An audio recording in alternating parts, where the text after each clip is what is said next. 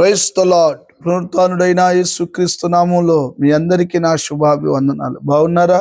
యేసయ్య మీ అందరిని దీవించును గాక. అనుదిన వాత్సల్యత నేటి వాక్య ధ్యానాంశాన్ని ఈ ఉదయకాలం ధ్యానించుకుందాం రండి. పరిశుద్ధ బైబిల్ గ్రంథములో నుంచి ఈ 50వ ఆదికాండం 50వ అధ్యాయం 20వ వాక్య భాగంలో చివరి లైన్ నేను చదువుతాను. మేలుకే దేవుడు ఉద్దేశించెను. ఆమేన్. దేవునికి స్తోత్రము కలుగును గాక.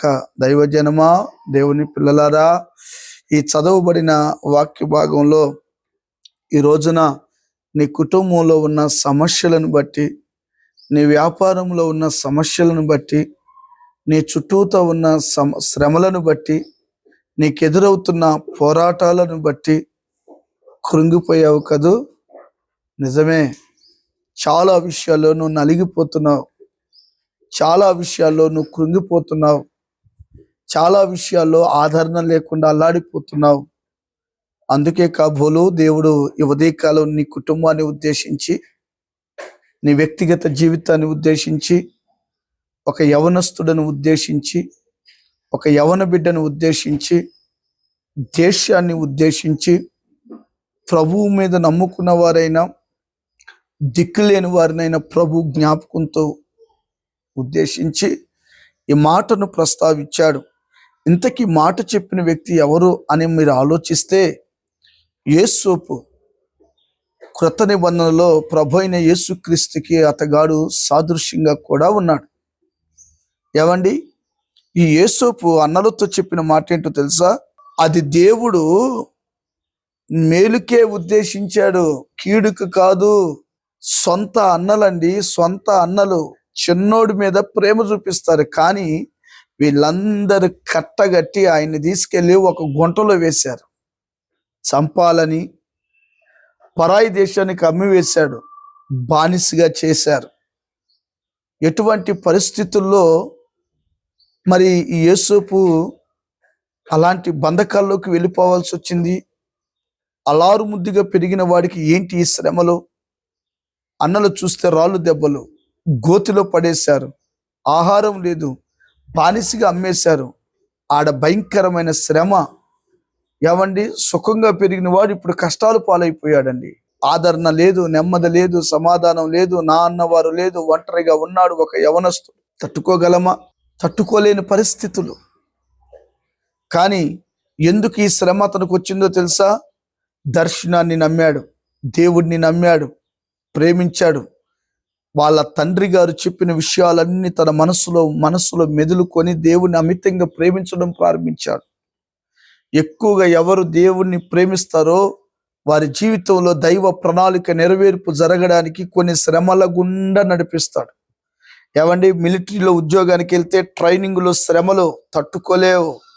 పోలీసు ఉద్యోగం కోసం వెళ్తే ట్రైనింగ్లో శ్రమలు. ఎర్లీ మార్నింగ్ లెగవాలి, వాకింగ్ చేయాలి, జిమ్ చేయాలి, వర్కౌట్ చేయాలి బాగా. ఎన్నో ఎన్నో ఎన్నో రకరకాలు కష్టాలు కూడా నడిపిస్తూ ఉంటారు. ఆ చలిలో మునగమంటారు, బరువులు మోయాలి. చూడండి, ఎక్కడైనా మీరు గమనించండి, శ్రమ లేకుండా మహిమ ఉందా? కష్టాలు లేకుండా సుఖం ఎక్కడైనా వస్తుందండి? దేవుణ్ణి ప్రేమించే వారికి ఆయన సమస్తము మేలు కలుగునట్లుగా సమకూడు జరుగుతాయని రోమాపత్రిక 8:28 ఉంది కదండి. అది అక్షరాలు యేసోపు పట్ల దేవుడు నెరవేర్చాడు.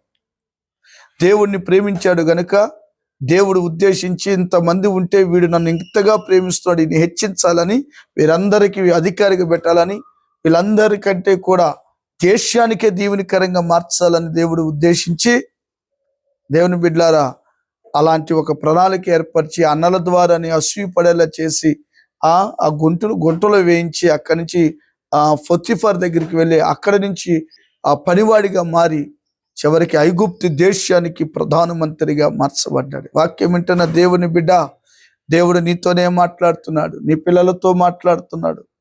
ఒంటరిగా నలిగిపోతున్నావా? ప్రస్తుతం కష్టాల మధ్యలో ఉంటున్నావా? శ్రమల మధ్యలో నలిగిపోతున్నావా? ఆదరణ లేక బాధపడుతున్నావా? అప్పుల ద్వారా, నిందల ద్వారా, అవమానాల ద్వారా, ఏమండి, చేతి పనులు లేక, సరైన ఆహారం లేక, సరైన వస్త్రాలు లేక, దిక్కుతోచని పరిస్థితుల్లో అందరికీ ఒంటరిగా వెలివేయబడి ఎక్కడో బ్రతుకుతున్నావా? భయపడాల్సిన అవసరం లేదు. నీవు గనుక యేసయ్యని ప్రేమించడం నేర్చుకో, దేవుని కొరకు బ్రతకడం నేర్చుకో, దేవుణ్ణి ఆశ్రయించడం నేర్చుకో.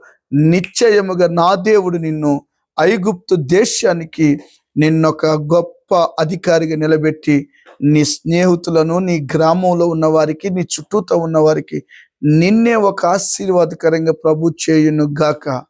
ఆమేన్. తలలు వంచండి. చిన్న ప్రార్థన. ప్రేమ కలిగిన మహాపరిశుద్ధుడు అయిన దేవా, స్తోత్రాలు. నువ్వు నమ్మదగిన దేవుడువు నాయన.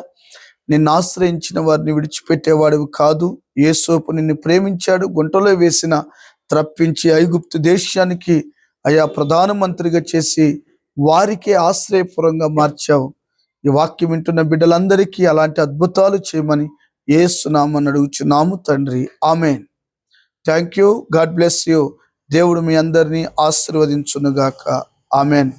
ఏమండి, ఈ అనుదిన వాత్సల్యత వింటున్నారు కదూ, అనేకులకు షేర్ చేయండి, తెలియపరచండి. మీకు ఏదైనా ప్రాముఖ్యమైన సమస్యలుంటే మాకు కామెంట్ రూపంలో తెలియపరచండి, లేదా ఫోన్ చేయండి. ప్రభు మిమ్మల్ని బలపరచునుగాక. ఆమేన్.